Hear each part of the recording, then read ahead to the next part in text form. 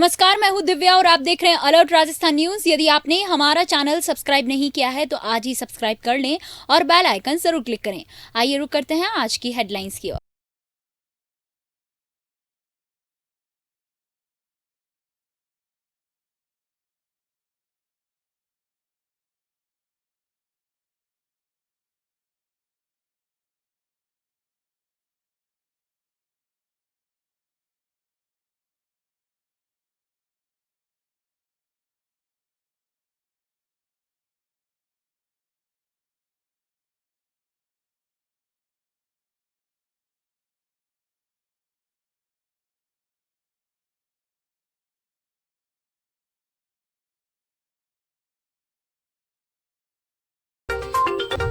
आजादी के अमृत महोत्सव पर बिखरी देशभक्ति की स्वर लहरियां, तिरंगी आभा से सुशोभित दिखा रेलवे ट्रेनिंग ग्राउंड। हजारों विद्यार्थियों ने एक स्वर में गाया, झंडा ऊंचा रहे।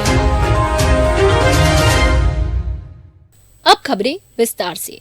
केंद्रीय मंत्री गजेंद्र सिंह शेखावत आज उदयपुर दौरे पर रहे। उदयपुर दौरे के दौरान केंद्रीय मंत्री गजेंद्र सिंह शेखावत का डबोक एयरपोर्ट पर भाजपा कार्यकर्ताओं ने स्वागत किया। स्वागत के बाद मंत्री गजेंद्र सिंह शहर के नगर निगम सभागार में पहुंचे, जहां आजादी के अमृत महोत्सव कार्यक्रम में हिस्सा लिया। कार्यक्रम के बाद मीडिया से बातचीत के दौरान केंद्रीय मंत्री गजेंद्र सिंह शेखावत ने पीसीसी चीफ गोविंद डोटासरा के सवालों पर पलटवार किया है। शेखावत ने कहा है कि पीसीसी चीफ विश्वेंद्र सिंह से वॉइस सैंपल क्यों नहीं मांगते। जब से यह मामला सामने आया है तब से आज तक राजस्थान पुलिस ने मुझे वॉइस सैंपल देने के लिए एक बार भी नोटिस नहीं दिया है। उन्होंने कहा है कि जो लोग देश के कानून व्यवस्था को समझते हैं वो जानते हैं कि किसी भी व्यक्ति को अपने खिलाफ एविडेंस देने के लिए पुलिस सीधे तौर पर नोटिस नहीं दे सकती है। इसके लिए न्यायालय में जाकर आदेश लेना होता है। केंद्रीय मंत्री ने कहा है कि 2021 में राजस्थान की एंटी करप्शन ब्यूरो जब न्यायालय में गया था, उस दौरान न्यायालय ने उनकी एप्लीकेशन को खारिज कर दिया। वॉइस सैंपल को लेकर न्यायालय ने पुलिस को अनुमति नहीं दी है। इतना ही नहीं, राजस्थान की पुलिस ने आज तक मुझे नोटिस तक नहीं दिया है। ऐसे में वॉइस सैंपल किस तरह से दे सकता हूं? पीसीसी चीफ डोटासरा बार बार सवाल उठाते रहे और अब विश्वेंद्र सिंह भी इस पूरे मामले से सुर में सुर मिलाते हुए बोल रहे हैं। शेखावत ने कहा है कि जो लोग सवाल उठा रहे हैं वो अपने ऊपर मुझे मानहानि करने का मौका दे रहे हैं। शेखावत उदयपुर में शुक्रवार को एक दिवसीय दौरे पर उदयपुर पहुंचे थे। इस दौरान शेखावत ने पर्यटन मंत्री विश्वेंद्र सिंह के उठाए सवालों का सिलसिलेवार तरीके से जवाब दिया है। दरअसल पिछले दिनों पर्यटन मंत्री विश्वेंद्र सिंह ने गजेंद्र सिंह शेखावत पर वॉइस सैंपल देने से कतराने का आरोप लगाया था। आजादी के अमृत महोत्सव कार्यक्रम के तहत शेखावत नेता प्रतिपक्ष गुलाबचंद कटारिया के साथ नगर निगम के दीनदयाल उपाध्याय सभागार में शहीदों के सम्मान समारोह में शामिल हुए। इसमें स्वतंत्रता सेनानियों और शहीदों के परिजनों को सम्मानित किया गया। गहलोत साहब जो बार बार मंच पर खड़े होकर के ये कहते हैं, उनके कांग्रेस पार्टी के पीसीसी चीफ ये कहते हैं कि मैं जो है वॉइस सैंपल देने से कतरा रहा हूँ। मैं तो पूछना ये चाहता हूँ कि विश्वेंद्र सिंह जी से वो वॉइस सैंपल मांगते क्यों नहीं है। और जहाँ तक मेरा विषय, मैं आज आपके सब चैनल के माध्यम से कहता हूँ कि आज तक 20 अगस्त 2020 जब से ये विषय खड़ा किया गया है, तब से लेकर के आज तक राजस्थान की पुलिस ने मुझे कभी भी एक भी बार वॉइस सैंपल देने के लिए एक भी नोटिस तक इशू नहीं किया। अगर देश के कानून व्यवस्था को आप समझते हैं तो सुप्रीम कोर्ट का जो वर्डिक्ट है उसके अनुरूप किसी भी व्यक्ति को अपने खिलाफ में एविडेंस देने के लिए पुलिस डायरेक्ट नोटिस नहीं कर सकती। उसको न्यायालय में जाकर के नोटिस के लिए न्यायालय से आदेश लेना होता है। और 2021 में जब राजस्थान के एंटी करप्शन का जो है ब्यूरो, वो जब एंटी करप्शन डिपार्टमेंट जब गया था तो न्यायालय ने ये कह करके कि अभियोजन अपनी इतर मंशाओं की पूर्ति के लिए न्यायालय के कंधों का सहारा लेना चाहता है, उनकी इस एप्लीकेशन को खारिज कर दिया था, जिसको न्यायालय ने अनुमति नहीं दी, जिसको पुलिस ने आज तक जिस काम के लिए न्यायालय ने अनुमति पुलिस को नहीं दी और पुलिस ने आज तक मुझे नोटिस नहीं दिया, मैं उस पर वॉइस सैंपल किस तरह से दे सकता हूँ। और उसके बाद में भी जब न्यायालय के खारिज करने के बाद में सरकार जब तक अपील में नहीं गई, हालांकि ये अलग एक डिबेटेबल इशू है कि इंटरलोकेटरी ऑर्डर में वो अपील में जा सकते हैं कि नहीं, उसके बाद में भी राजस्थान के मुखिया और उनकी पार्टी के चीफ और बाद में जो है विश्वेंद्र सिंह जी भी उस सुर में सुर मिलाते हुए बोले हैं कि मैंने सैंपल नहीं दिया है, ये मेरे लिए मुझे लगता है कि वो सब लोग, मैं उनके ऊपर मानहानि का मुकदमा करूं, उसका अवसर मुझे दे रहे हैं। उदयपुर के गोगुंदा थाना क्षेत्र के मजावत गांव में हुई वृद्ध की हत्या और लूट के मामले में गोगुंदा पुलिस ने 72 घंटे में मामले का पर्दाफाश करते हुए एक आरोपी को गिरफ्तार कर लिया है।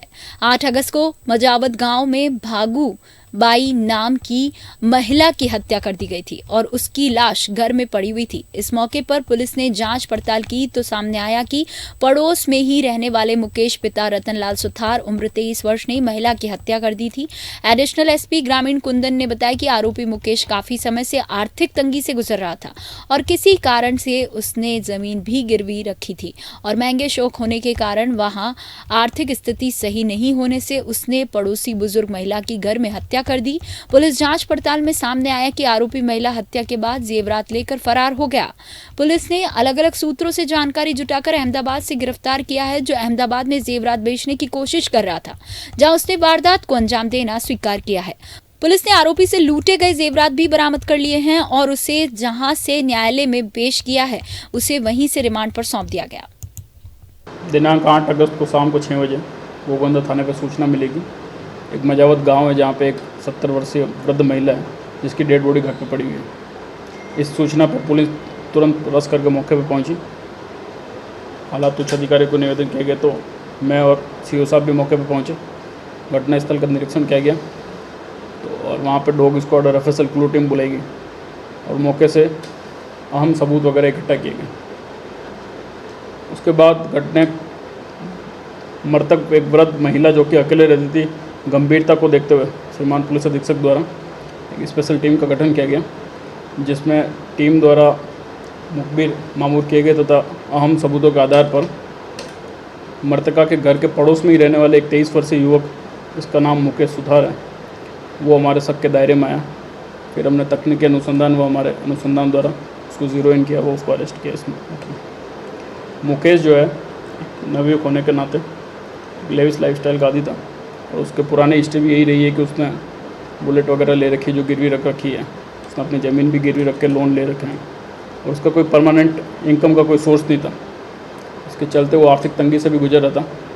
तो क्योंकि वृद्ध महिला अकेली रहती थी और घर के बगल में ही रहती थी, तो उसके लिए वो एक ईजी टारगेट बन गई आर्थिक तंगी होने के नाते तथा पैसों की कमी होने के नाते। तो उसने प्लान बनाया।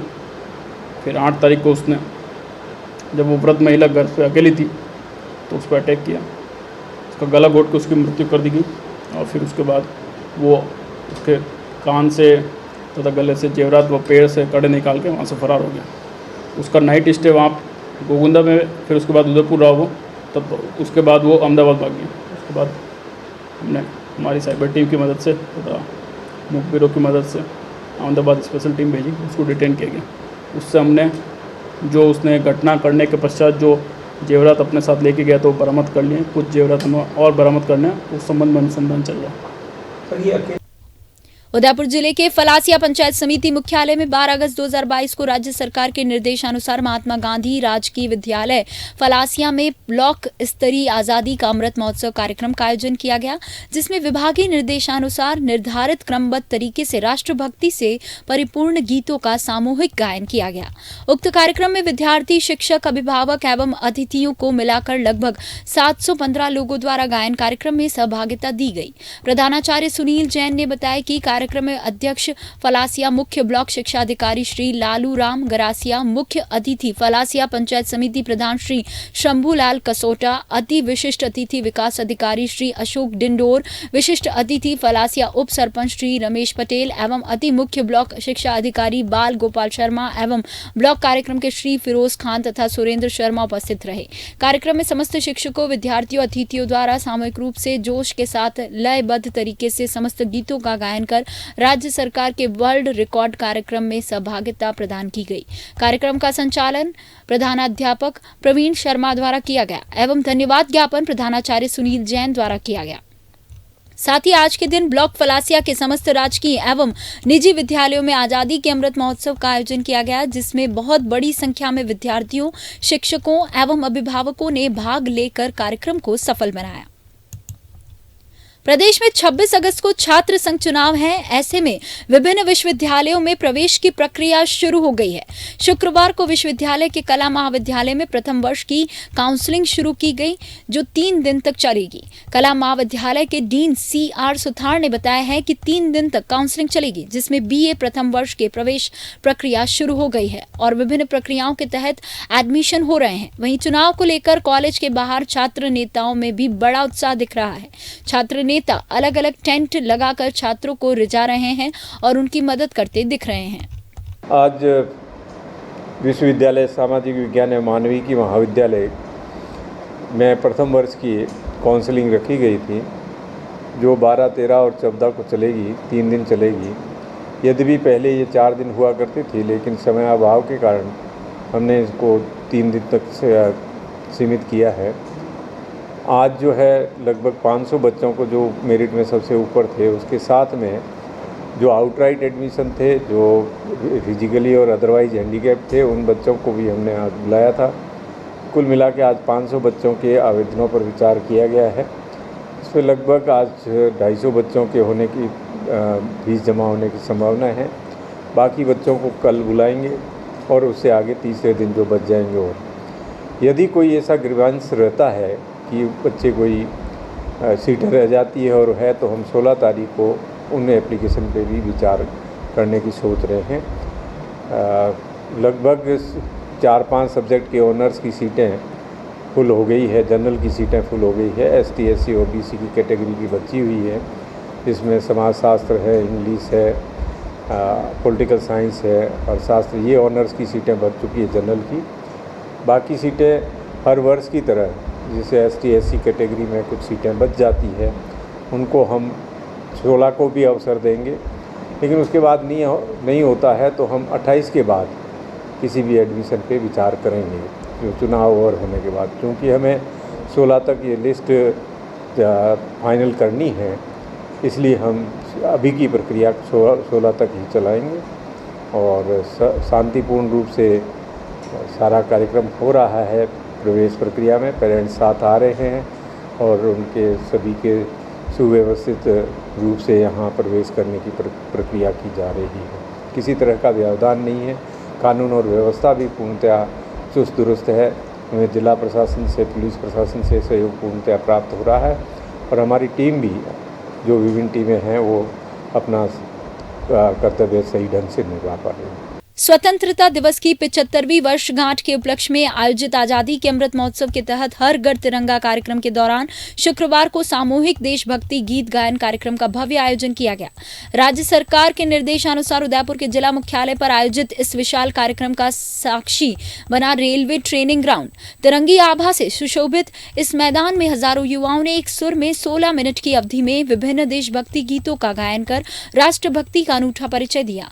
देशभक्ति गीत गायन का शुभारंभ वंदे मातरम राष्ट्रगीत के साथ हुआ। इसके बाद सारे जहां से अच्छा हिंदुस्तान हमारा, आओ बच्चों तुम्हें सिखाएं जाके हिंदुस्तान के, विजय विश्व तिरंगा, प्यारा झंडा ऊंचा रहे हमारा और राष्ट्रगान के साथ इस कार्यक्रम का समापन हुआ।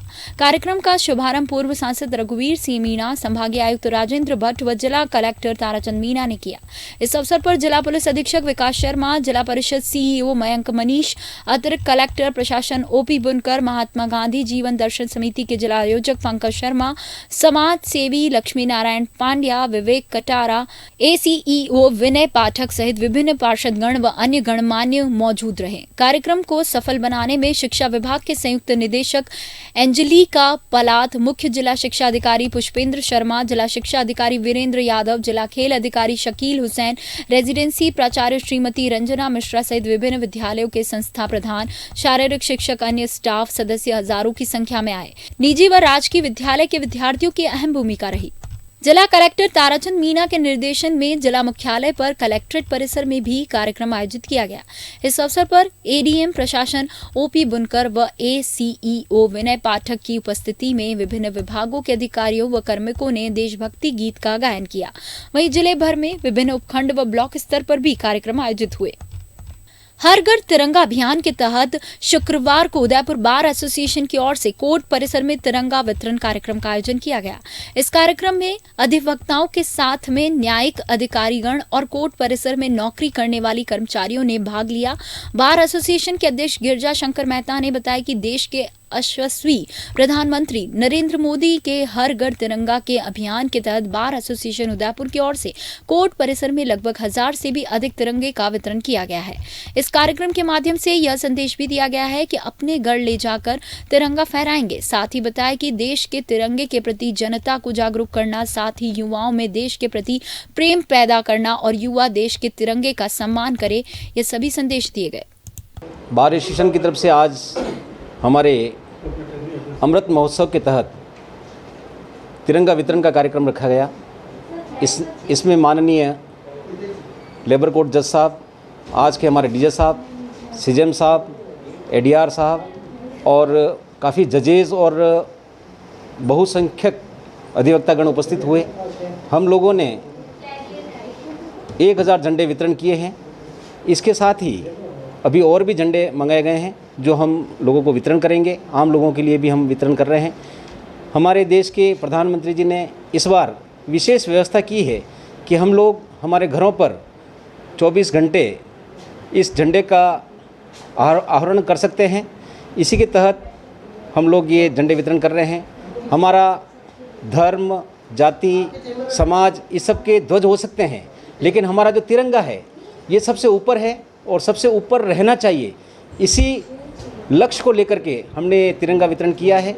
सभी समाजवासियों से मेरा निवेदन है कि 15 अगस्त तक इस अमृत महोत्सव के उपलक्ष्य में हमारे प्रत्येक घर पर इस झंडे का आहरण करें, लहराएं।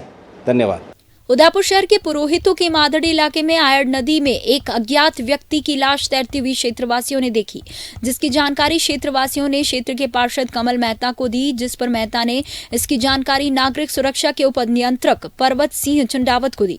जानकारी मिलते ही रेस्क्यू टीम के सदस्य बाल मुकुंद मीणा, वाहन चालक हेमराज नागदास, सचिन कंडारा, राकेश रैगर, हेमंत कुमावत, विपुल चौधरी, मुकेश सैन, दिव्यांशु वैष्णव, अनिल सैन मौके पर पहुंचे और आयड़ नदी में बहकर आए अज्ञात व्यक्ति के शव को आयड़ नदी से बाहर निकाला और उदयपुर के एमबी अस्पताल के मुर्दाघर में रखवाया। साथ ही इसकी जानकारी संबंधित थाना पुलिस को दी गई, जिस पर पुलिस ने मामला दर्ज करते हुए अज्ञात व्यक्ति के परिजनों की तलाश शुरू कर दी है। उदयपुर की सलूम्बर थाना पुलिस ने बड़ी सफलता हासिल करते हुए चोरी और नकाबजनी गैंग का पर्दाफाश किया है। पुलिस ने गैंग के मास्टरमाइंड समेत कुल 9 लोगों को गिरफ्तार कर लिया है। इस गैंग ने प्राथमिक पूछताछ में 35 से ज्यादा वारदातें करना स्वीकार किया है। इसमें खासकर मंदिरों से चोरी के साथ ही सूने मकानों से लूट करना शामिल है। यही नहीं, गैंग के लोग हर जगह जहां जो मिलता है उसे चोरी कर ले जाते हैं। नकदी, गहने, राशन के सामान के साथ कुओं से मोटर और बाड़ों में बंदी बकरियां तक चोरी कर ले जाते हैं। गैंग के सदस्य पहले क्षेत्र में रेकी करते हैं और उसके बाद सीसीटीवी से बचने का रूट प्लान बनाते हैं। थाना अधिकारी अजय सिंह राम ने बताया कि 19 जुलाई और 27 जुलाई को 2 जैन मंदिरों में बड़ी चोरी हुई थी, जहां से 1 लाख की नकदी के साथ ही आधा दर्जन मूर्तियां और चांदी के छत्र चोरी हुए। बढ़ती वारदातों को गंभीरता से लेते हुए एसपी विकास शर्मा के निर्देश पर विशेष टीम का गठन हुआ और टीम ने लगातार पड़ताल की है। इस दौरान टीम ने लगातार कई संदिग्धों से पूछताछ की तो सुरेश उर्फ हुर्जा मीणा का नाम सामने आया है। सुरेश पहले से संपत्ति संबंधित अपराधियों में चालान शुदा है।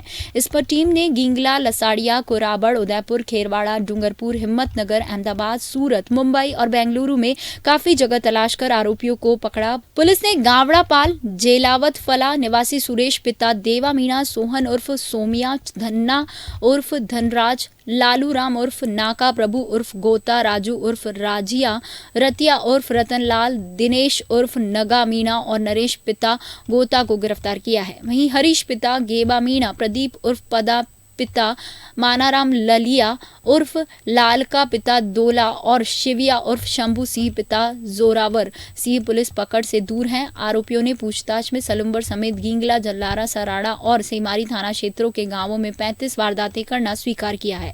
इनमें अधिकांश जैन मंदिर हैं। आरोपी कहीं भी चोरी करते तो जो मिलता वो अपने साथ ले जाते। मंदिर की छोटी घंटी, राशन या इलेक्ट्रॉनिक्स उपकरण समेत कई कुओं से मोटर और बाड़ों में घुसकर बकरियां तक चोरी कर ले जाते थे।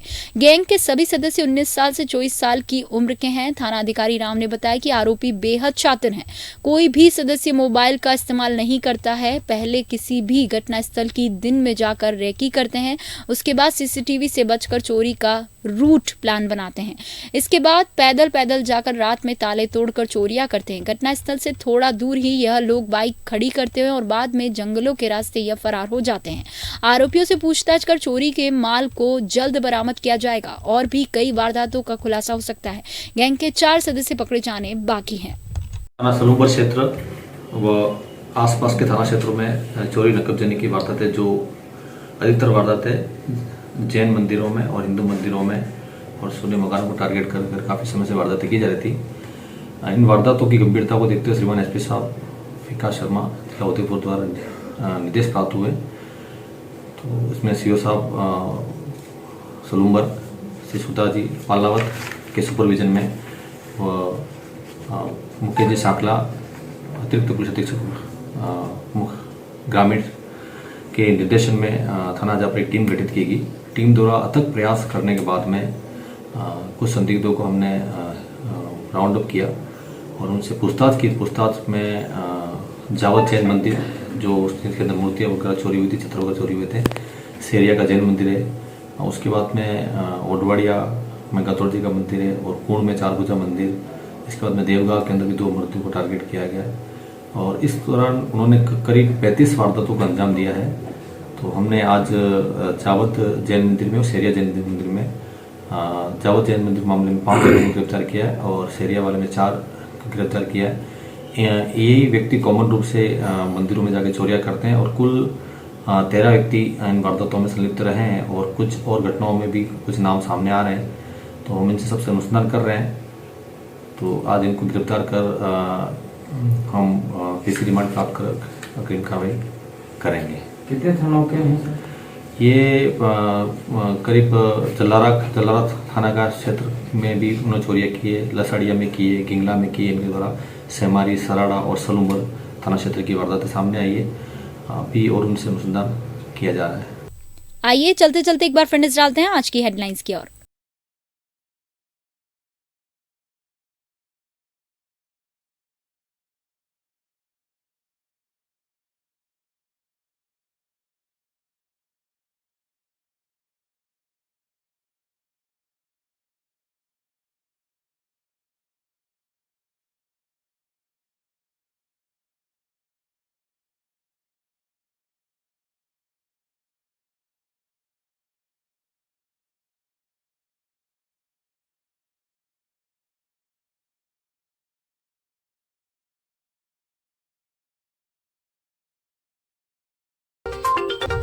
आजादी के अमृत महोत्सव पर बिखरी देशभक्ति की स्वर लहरियां। तिरंगी आभा से सुशोभित दिखा रेलवे ट्रेनिंग ग्राउंड। हजारों विद्यार्थियों ने एक स्वर में गाया, झंडा ऊंचा रहे। अलर्ट राजस्थान के इस बुलेटिन में फिलहाल इतना ही। दीजिए इजाजत दिव्या को और बने रहिए चैनल अलर्ट राजस्थान न्यूज के साथ। नमस्कार।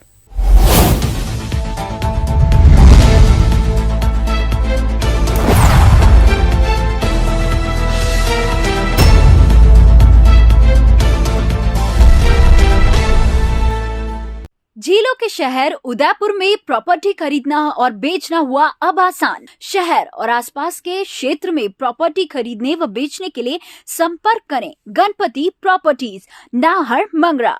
संपर्क सूत्र प्रोप्राइटर दिनेश खींची। Mobile number 9414182470। हमारा दूसरा नंबर है 9829536470।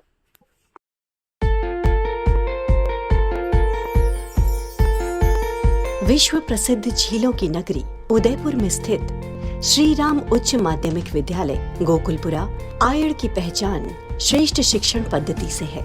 27 वर्ष पूर्व शिक्षा क्षेत्र में श्री सत्यनारायण जी चौधरी द्वारा नर्सरी के 50 बालकों से स्थापित इस विद्यालय में आज 1200 से भी अधिक बालक बालिकाओं को प्राथमिक शिक्षा से उच्च माध्यमिक शिक्षा में विभिन्न संकाय तथा विज्ञान, वाणिज्य और कला शिक्षा में राज्य में अपना उत्कृष्ट स्थान बनाया है। ये विद्यालय राजस्थान माध्यमिक शिक्षा बोर्ड अजमेर से मान्यता प्राप्त है। श्री राम उच्च माध्यमिक विद्यालय उन बच्चों की सेवा कर रहा है जो गरीब एवं मध्य वर्ग से हैं। कम विद्यालय शुल्क में अधिकतम सुविधा देने वाला एकमात्र विद्यालय है, जहां सुसंस्कारित योग्य शिक्षक, श्रेष्ठ कक्ष एवं आधुनिकतम सुविधाओं से युक्त 4 मंजिल में स्थित भवन इस विद्यालय की विशेष पहचान है। विद्यालय में बालकों को गुरु शिष्य परंपरा, बालकों के सर्वांगीण विकास के अंतर्गत शारीरिक विकास की ओर विशेष ध्यान दिया जाता है। इस विद्यालय में आधुनिकतम कंप्यूटर लैब, उपकरणों से परिपूर्ण प्रयोगशाला एवं पुस्तकालय स्थित है। श्रेष्ठ परीक्षा परिणाम एवं प्रतिभाओं का विकास हमारी विशेष पहचान है। हमारे स्कूल का उद्देश्य है हिंदी भाषा और संस्कृति को बढ़ावा देना। शिक्षित भारत, उन्नत भारत। जय हिंद। लाओ तुम्हारे लाल को इंसान बना देंगे, दुनिया पूजे इतना महान बना देंगे।